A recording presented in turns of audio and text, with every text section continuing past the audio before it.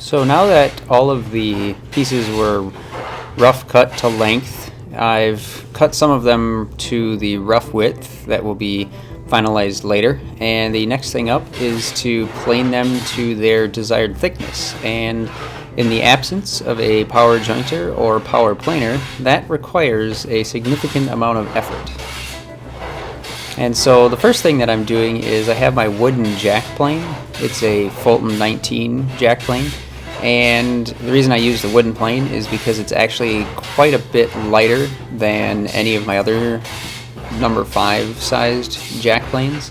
And I start by taking out some of the cup by using the jack plane with the grain on both outside edges. Both the left and the right had high spots compared to the middle, so that's the first thing I took care of. And then I ran tangential to the grain, going on diagonal in both directions to kind of level it out and get it all to a nice flat and thinner piece.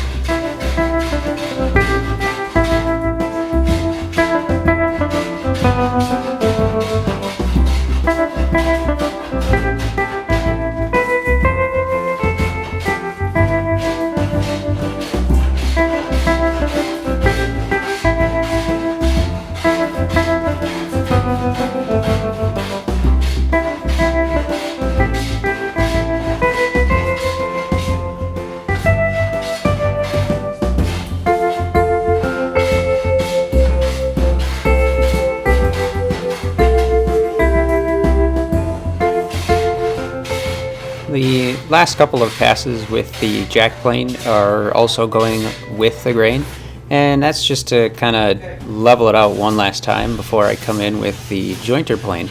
And this is my Sigley number 7 jointer plane, and similar to my reasoning for using the wooden jack plane, I grabbed the Sigley one because it's one of my newer planes, or newer to me anyway, and it's actually also quite a bit lighter.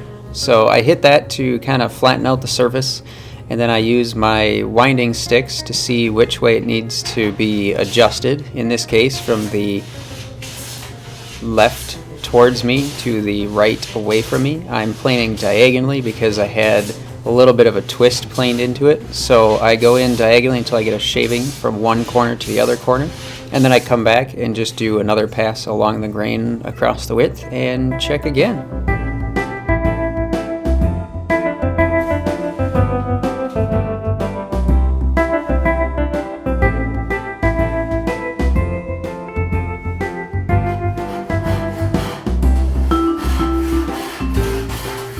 Next up was cutting one of the door frame pieces to width. This one was a little bit too wide still. I had to cut off about 3/4 of an inch to rip that down to the right length, so I grabbed my 16-inch panel saw and made that happen. I had a little wedge in there because while I was cutting it, it was trying to pinch the blade and bind, so I just put a little scrap piece in there as a wedge to kind of alleviate some of that. And then I took my 5.5 to kind of quickly get the side that I just cut on that piece to be more flat, and then I move to the jointer plane to make sure that I get it all straight on that one edge.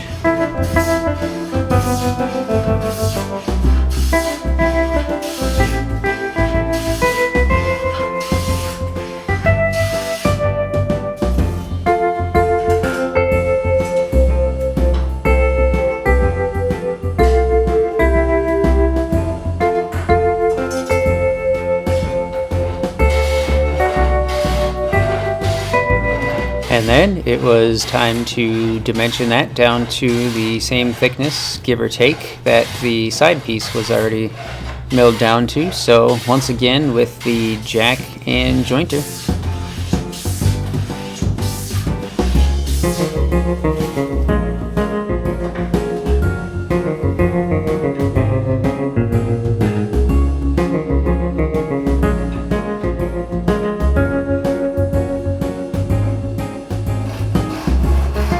So after some more of the dimensioning that I was just doing, I got to finishing up the final width of one of the side pieces, and the other one ended up being about half an inch thicker. So instead of planing all of that off, I ripped it and then clamped both pieces together in the leg vise, made sure that the bottom was flush, and then first jointed and then used my Lee-Nielsen 62 to kind of clean up some of the tear out that I was having, since the grain wasn't being quite as cooperative as some of the other parts were.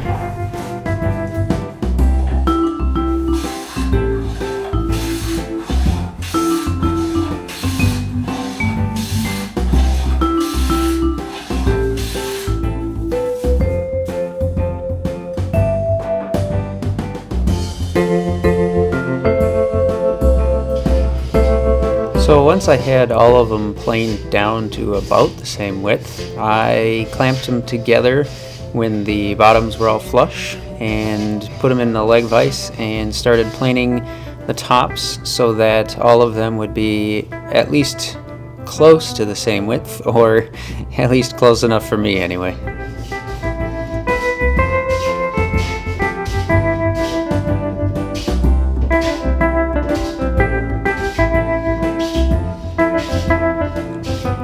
And this is the result of some of my dimensioning efforts. 2 of the pieces before and after, and the resulting pile of shavings from my dimensioning things by hand. Not too bad. And I also marked off the bottoms of all of them that I had made flush before so that I could have a nice reference. So, thanks for watching, and I will catch you on the next one.